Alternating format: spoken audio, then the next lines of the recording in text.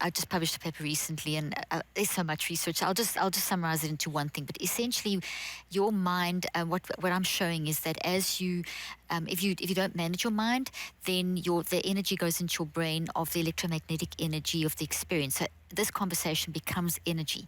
That energy, and it's not anything weird. It's electromagnetics, it's gravitational fields, it's quantum physics, it's classical physics, goes in your brain, and it changes the structure of the brain, as I was mentioning. That then influences the body.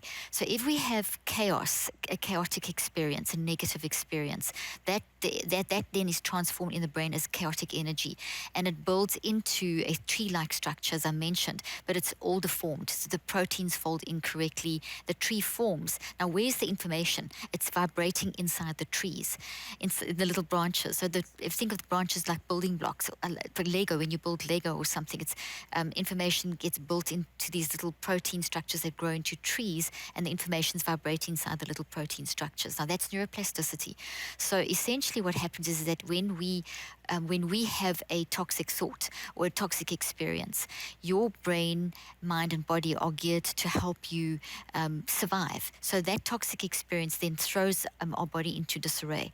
So it changes how we function. So, for example, we'll see that the toxic experience messes with the energy in the brain, and these different energy patterns in the brain, delta, theta, alpha, beta, gamma, these different neurochemicals, everything works together as a whole, and it should look like the waves of the sea, how they build and then crash on the beach and make little bit waves. That this whole beautiful cyclic process. But when we're chaotic, that cyclic process is disrupted. It either goes flatline or like a tsunami, and then that affects all kinds of systems. So, for example, a quick way of explaining this is your immune system will recognize that toxic experience as something bad, will send out an immune factor to protect you. So, if you have COVID, for example, the immune system fights it, and that creates a temporary inflammation. So we understand that with COVID, but now when you have a toxic experience, the same thing happens. It's that the toxic experience is as real physically as the COVID, but it obviously looks, it's different. It's two different physical structures in the brain. One is a virus, one is an actual thought tree.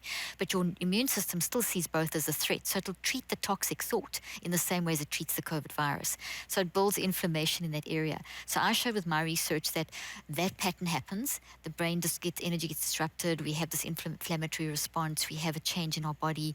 But if we manage our toxic thoughts, if we manage our toxic stress, which manifests as things like depression and anxiety and body symptoms and so on, if we manage that, we can then reverse that pattern. We can calm down the tsunami. We can boost up the flat line. We can reduce the inflammation, and that brings health and so on back into our body. And that's a process over time. Not easy, but it's totally 100% doable.